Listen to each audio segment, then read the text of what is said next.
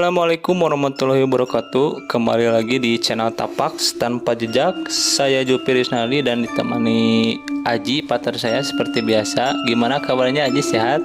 Alhamdulillah sehat. Kita akan menceritakan kisah horor yang ada dari teman kita sendiri ya. Ya, Sebelumnya jangan lupa like, comment, subscribe channel kita dan bunyiin juga loncengnya biar next video selanjutnya tidak ketinggalan. ya langsung aja ya. Jadi kita kan dapat cerita dari teman, ya sebut aja lah si Damren, ya kan? Iya, siap. Nah, kalau itu si Damren ini lagi main lah, istilahnya lagi main di suatu tempat. Kebetulan waktu itu lewat maghrib kalau nggak salah dia. Lewat Maghrib. maghrib. Nah, pengen sholat lah dia sama tiga temennya. Dia nggak sendiri, bertiga naik motor. Cowok semua itu. Cowok semua. Nah, mampirlah di suatu bukan tajuk, iya tajuk lah, musola kecil. Disebut kecil juga enggak, katanya agak gede lah. Mampir di musola itu, tapi dia nggak tahu bahwa musola itu tuh udah nggak pernah dipakai. Oh, dia udah mulai gitu. Cuman dia ya namanya orang, bukan orang situ kan. Iya. Lewat situ ya mampirlah dia ke situ, niatnya mau sholat maghrib. Nah, pas mau cari tempat wudhu, ya kan sangat kelinguk tuh cari orang. Biasanya kan kalau mau sholat gitu kan suka adalah orang ya, 1-2 orang atau yang ada atau yang apa gitu kan. Ini nggak ada, dia bingung, sempet bingung juga gitu kan. Bentar, ini 3 orang teh harus ada namanya dulu nih. Damren, satu lagi coba Roni, kali ya kita sebut aja Roni sama Panji. Oke, jadi Damren, Roni, Panji. Jadi kalau pas nyerita 3 itu pokoknya mah ya. Tapi ini direkayasa aja nama samaran. Ya. Kita sebut aja Damren, Roni, Panji. Oke, siap. Nah, yang posisi yang tadi lagi cari orang itu kan si Damren ini. Si Roni sama si Panji itu masih duduk di motor. Siap. Tapi posisinya motornya udah keparkir di tempat itu gitu, udah nggak jauh. Pas dia mau nanya-nanya tempat wudhu kan bingung juga nggak tahu di mana katanya. Nah, dia tuh sempat manggil-manggil, assalamualaikum katanya di situ tuh. Halo, dia kan nyari orang. Oh ya, nyari. Nah, nggak lama dari situ adalah yang Nyaut. ada yang nyaut, tapi bukan waalaikumsalam atau apa, nyautnya malah pas dia bilang assalamualaikum ada yang bilang woi gitu kencang. Oh, kayak orang mau manggil tapi jarak jauh. Woi, tapi dia bilang mah nggak jauh, kayak orangnya tuh kayak dekat di situ. Oh, Woi gitu tapi kayak orang-orang, kayak suaranya tuh agak berat besar gitulah suaranya gitu. nah, gaung ya. Gitu. Nah, dia tuh bingung. Nah, barulah turun tuh si Panji sama si Roni. Ada katanya orang. Ya. Nggak tahu kok. Dia bilang, masa saya bilang assalamualaikum tapi kok jawabnya gitu kan, nggak sopan. Dari mana itu suaranya? Dari sana. Ya udah, nggak apa-apa, kita tanya aja, mungkin karakter orang beda-beda, kata si Roni bilang begitu. Ya makanya disamperin lah si sumber suara itu. Ya kan posisinya itu memang sih di pinggir jalan, si masjidnya itu di pinggir jalan. Oh, jadi masjidnya di pinggir jalan. Cuman bukan jalan rame di situ posisinya. Jadi kayak pas lewat kebun-kebun lah gitu. Nah, adalah si masjid itu ya, emang kebetulan kemagribannya di situ gitu. Oh iya. Nah, masuklah ke sumber suara 3 orang ini. Ya bener lah, itu bukan tempat wudhu, semacam WC lah, WC buat WC masjid lah gitu. Nah, akhirnya si Akbar, si Roni sama si Panji ini datanglah ke sumber suara. Ya bener kan ada WC di situ kan. Nah, tapi bingung kan, kok kayak nggak pernah dipakai gitu si WC ini. Jadi jadi kering gitulah istilahnya, kering. Di air mah ada, pas dinyalain memang air keluar. Ya udahlah, nggak apa-apa, nggak dipermasalahin. Mereka bertiga wudhu di situ beres. Cuman si Damren ini penasaran siapa yang tadi manggil woi. Masalahnya kan di belakang situ cuman ada posisinya sawah sama rungkun bambu di situ. Oh, bambu besar biasanya. Cuman kehadang sama benteng sedikit lah. Masih celingukan si Damren ini. Si Panji tuh bilang, lu ngapain? Katanya udahlah cepetan sholat aja, katanya. Mau masuk ke dalam, dikunci si masjid ini, dikunci. Oh, jadi nggak bisa masuk. Makin bingung tuh. Di sini gimana sholatnya, katanya kan. aduh, tadi siapa yang bilang yang manggil kamu woi katanya. Ya makanya lagi dicari kita si Damren ini siapa tadi orang. Kita kan mau sholat di sini kok masih sepi. Ini udah lewat maghrib juga, udah mau 6:30 lah gitu istilahnya. Akhirnya si bertiga itu bingung.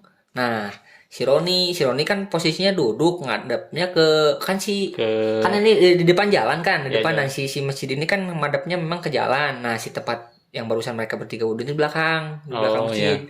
Nah, cuman ada tempat duduk lah. Nah, si Roni ini madepnya ke WC itu. Kan di dekat WC itu ada rungkun bambu. Oh ya, ya, Nah, bumbu. samar-samar si Roni ini nggak nyatu sama si Panji sama si Damren. Mereka Oh, berdua bisa. mereka lagi cari jalan masuk gitu, maksudnya masih barangkali yang sebelah sana pintu nggak dikunci gitu kan, lagi sana sini. Nah, si Roni ini memang duduk di situ. Oh, jadi si Roni duduk, Duduk. Nah, Panji. Oh, jadi si Panji duduk, si Roni duduk ya, yang duduk si Roni ya. pas lihat si Roni lihat ke arah rungkun bambu, samar-samar kok kan. Kalau misalkan rungkun bambu kan emang siang juga suka gelap kan ya. Cuman dia kan posisinya udah lewat maghrib. Si langit Sarupna juga, ya, kalau sarupna Sundanya. kalau kata Sunda mah. Jadi terlalu gelap enggak, maksudnya terlalu terang juga enggak. Cuman ini condongnya udah agak ke malam gitu. Jadi udah agak redup lah, udah agak gelap. Si masjid juga nggak nyala si lampunya ini kan. Nah, dia lihat ke rungkun bambu goyang-goyang, tapi yang disebut goyang-goyang itu kan beda. Ada kan rungkun bambu yang ketebak angin. Iya, Yang iya. kena angin kan memang goyang juga. Ya, Cuman ini kok si bambu pada arah ke kiri, ini ke kanan. Jadi posisi yang dia lihat itu pas di tengah-tengah rumpun bambu itu. Oh. Dia makin kencang kan lihat ke situ. Tapi yang lain gerak gak? Yang lain nggak tahu, cuman dia doang yang Enggak, pertama. maksudnya teh sih kan kalau pohon kan biasanya kan kalau yang ke angin mah semua gerak. Nah, ini si bambunya doang atau yang lain juga ikut gerak? Semua pohon itu gerak kan. Oh, semua Kena gerak. angin kan, kena angin kenceng. Nah, cuman pandangan si Roni ini tertuju pada Bambu. tengah-tengah bambu itu ada yang gerak, Tapi beda. tapi beda pergerakannya sama si pohon itu. Iya, iya. Gitu. Dia tuh kan makin penasaran, pengen jelasnya apa itu gitu kan. Dia liatin terus. Nggak lama dari situ, mungkin si nggak tahu apa si Roni ini teriak. Oh, iya. Teriak. Nah, si Panji sama si Damren ini kaget. Apa woi, katanya. Dia bilang, ada apa? Sini, dia bilang kayak begitu. Pas dia kesini, tuh lihat nggak, cina di situ ada kayak muka barongsai gitu, Oh, katanya. kayak reog-reog kayak gitu. Cuman ukuran mukanya itu gede gitu, jadi seukuran semua rungkun bambu itu. Jadi ya nggak ada badan, nggak ada apa, cuman muka doang di situ gitu kan. Terus juga kan posisi si bambu itu kan di belakang benteng. Ya, Di belakang benteng kan ya, belakang benteng. Nah, yang si Panji lah penasaran, mana? Dia bilang nggak ada. Nah, si Damren ini narasumber yang cerita sama saya ya. Dia juga udah agak ngeh gitu kan. Ada suara tadi. Ada suara tadi kan, posisinya dari situ si suara.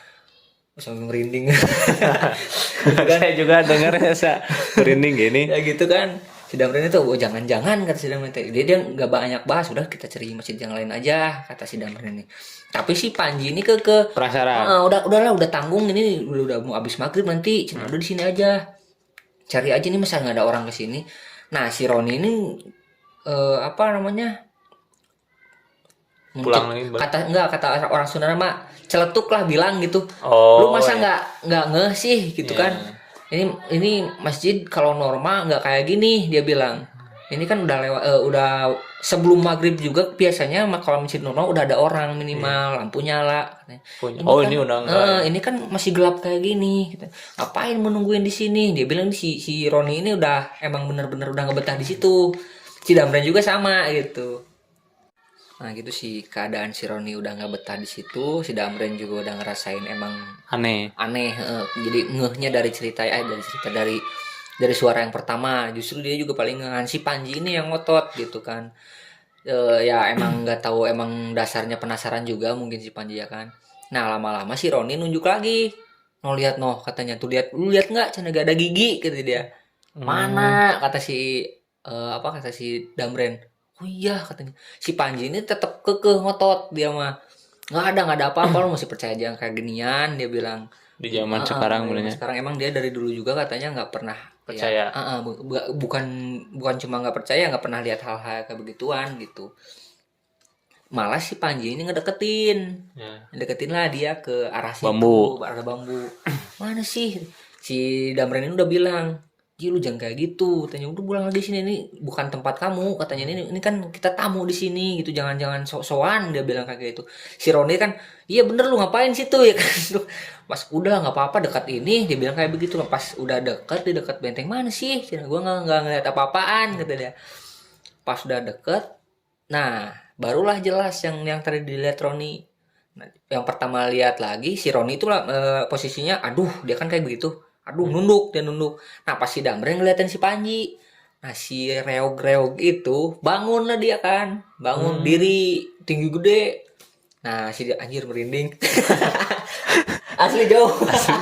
Asli merinding asli. terus. Si Damren ini langsung astagfirullahaladzim. Ron, ayo Ron. Ji, lu ngapain di situ? Ayo cepetan. Nah si Roni pas ngeliat, astagfirullahaladzim udah nggak bisa gerak dia kan. Ya Allah nggak bisa gerak, kaki gua ada lemas lah, bener-bener lemas. Dari situlah si Panji diem. Jadi ngomong enggak dia kan, pulang enggak, tapi tetap nengok ke situ. Dia si posisi si nggak tahu gimana ya si Reo gitu tuh udah berdiri gitu, dia di depan dia ya. Jadi posisinya itu mukanya tuh kayak barongsai, giginya panjang. Apa sih? Sihung kalau kata orang Sunda mah. Reog. Badannya bulu Pasti mata merah atau iya gitu, bulu lebat semua kan gitu. Dari situlah baru ditarik sama si Damren, ayo cepetan pulang, kamu ngapain di sini? Kan langsung dibonceng ke motor. Jadi nggak jadi sholat tuh itu yang berarti jadi di situ panik soalnya. Panik gara-gara kejadian itu, panik. Nah habis dari situ keluar, pas dia keluar nemuin lah ada orang yang papasan. Pas dia keluar kan posisinya di pinggir jalan kan. Nah ada kayaknya orang sekitaran situ lewat juga situ kan, pakai motor. Pas dia keluar 2 motor ke situ diberhenti. Pas papasan kata orang Sunda makan jang nanaonan kadinya gitu kan, kata orang Indonesia apa ya bahasa Indonesia. Jadi ngapain ke sana gitu. Ngapain di situ katanya. Mau sholat bang, dia bilang kayak begitu. Tapi udah cuman jawab gitu doang, langsung tinggalin aja kenceng motornya. Gitu. Nah udah keesokan harinya udahlah, istilahnya udah selesai di sananya. Di situ udah selesai. Nah tapi si Damren bilang ini belum percaya, belum bukan nggak percaya, dia atau jadi gimana ya, trauma. Jadi perasaan dia tetap nggak enak sepanjang perjalanan tuh, nggak enak perasaan dia tuh. Jadi kayak berat si badan tuh, nggak enak gitu kan. Apalagi si Panji masih nggak bisa ditanya nih si Panji gitu kan, nggak ngerti harus gimana gitu si Panji udah kayak gini gitu kan. Tapi udah di tempat yang dituju mas si Panji udah bisa biasa lagi ngobrol. Tapi nggak si Panji si Roni sama si Damren ini nggak nanya tentang itu si Panji, udah seolah-olah nggak terjadi apa-apa lah gitu. Cuman jadi sehat lagi Panji mah. Biasa lagi, normal lagi. Nah pas besok harinya pulang sengaja biar nggak kemagriban lagi kan, mereka pulangnya pagi-pagi. Nah pas tepat di daerah situ lagi, kan gak jauh dari situ ada pom bensin mini sama warung. Sore meren, pagi. Oh, pagi. Ada pom bensin mini sama ya warung-warung kecil kopi gitulah. Nah mereka ngopi di situ. Si Panji sendiri yang nanya justru.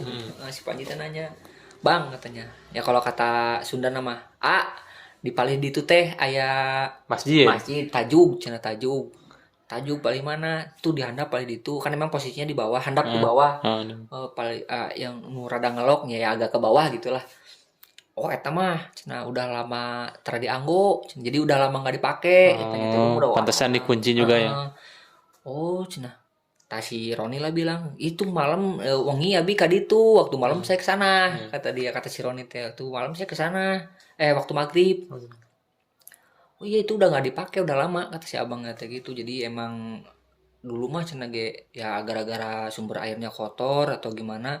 Emang sih nggak dipakainya mah bukan gara-gara mistis atau apa-apa, emang udah nggak ada pengurusnya kayaknya. Udah nggak cocok aja lah, udah nggak bisa gini lah, nggak bisa dipakai. Nah, oh ya udahlah nggak dibahas gimana, mereka ngopi di situ, habis selesai lewatlah mereka ke situ.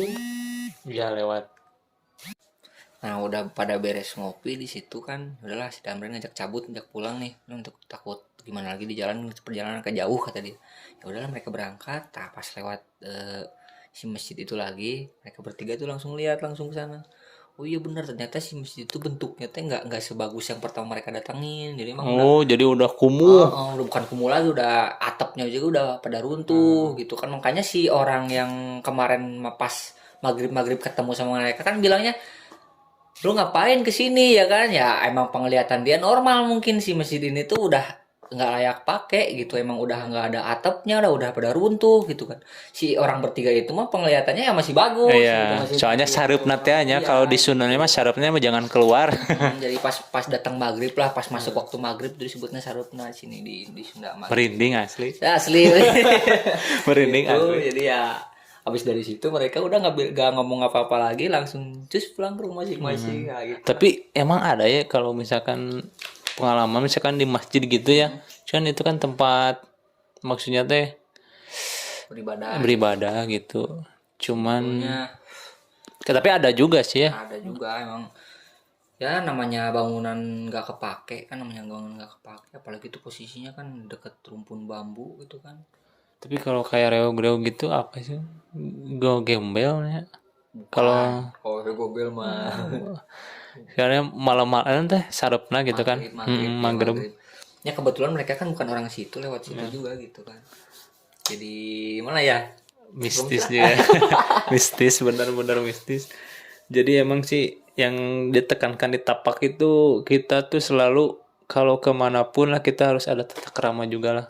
Karena kan tadi cerita si Panji, Damren sama Roni itu kan mereka orang baru ke sana.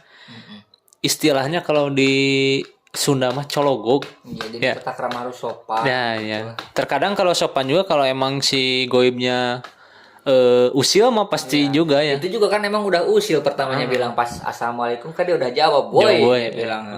Cuman kan yang dua ya si Damren mah memang udah ngeh kan, kan ceritanya kan.